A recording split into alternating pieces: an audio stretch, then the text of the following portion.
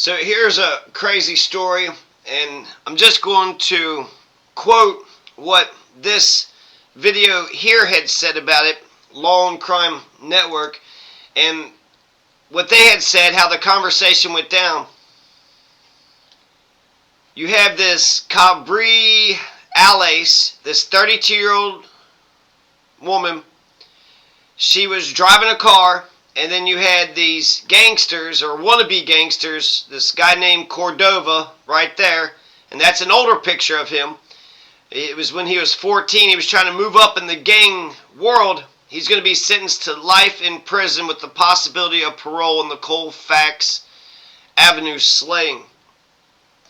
So Remi Cordova was sitting next to another guy, and there was a minor fender bender. And so I'm going to say, like Cabriales, she bumped their fender.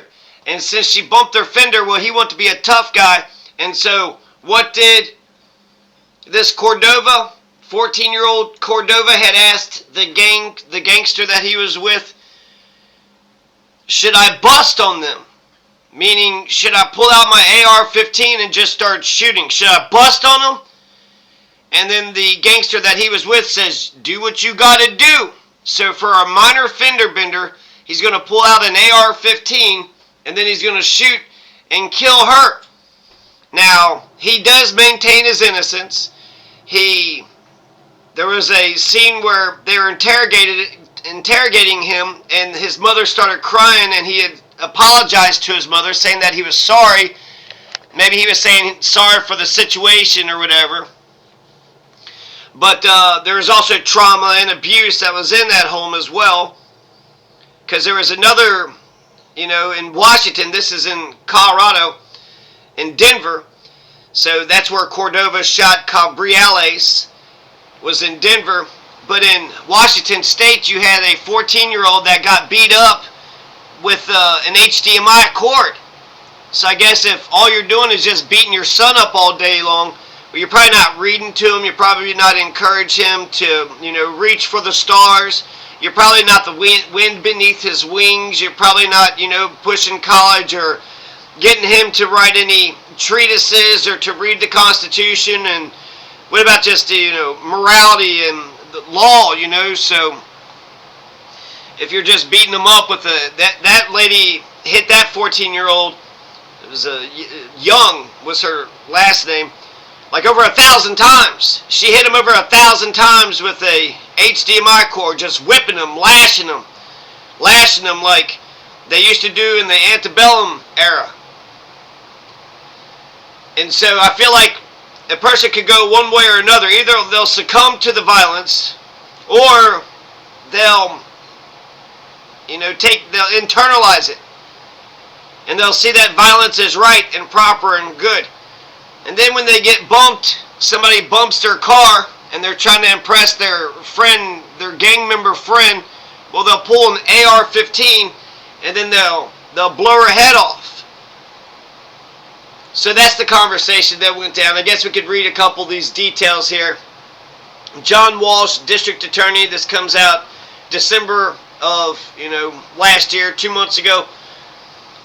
Beth McCann announced that Daryl Shockley sentenced Remi Cordova to life in prison, the possibility of parole after 40 years for first-degree murder, 8 years in prison for first-degree attempted murder.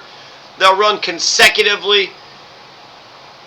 On November 1st, 2024, a judge convicted Cordova of the 2 charges. He was 14 at the time, shot and killed 32-year-old Pamela Cabriales after a minor fender bender at Colfax Avenue and I-25. The attempted murder conviction relates to the driver of the car that was stopped immediately behind Mrs. Cabriales' car due to the severity of the crime and Cordova's history. He was charged and tried as an adult after a juvenile court judge upheld the transfer of the case from juvenile court to district court. This sentence will ensure that Remi Cordova is held accountable and pays a significant price for his heinous crimes. He maintains his innocence, so I kind of am curious about the evidence of the thing. So, yeah, that's presented, as the official story. If the official story is true, that's crazy. That's insanity. That is nuts. You got into a minor fender bender, and then you pulled out an AR-15 and then you shot her head off. How dare you use your car to bump into my car? It was an accident. Accidents happen. What do you want me to do?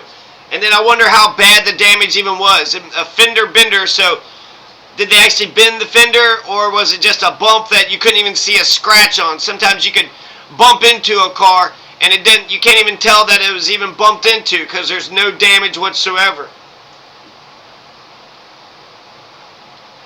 So they're talking about the sentencing, and then he's saying that there is a lot of lies and that I'm not the monster that you guys have painted me up to be. And so, I wonder if there is like a fuller story there that we don't know about, but he was kept his mouth shut, which in gangland culture, that's what you're supposed to do. So he'll be with his gangster buddies, in prison. If you don't have a family, right, and say you're the Trinidad de Aragua, well, you'll have your family outside of prison or inside of prison. There was that one guy that says, what affiliation are you? And then when they said there was no gang affiliation, he had shot him because, well, hell, you're just a regular individual expecting the police to stand up for you, so you don't have any tribe, no family whatsoever. So I hope that it doesn't all break down like that.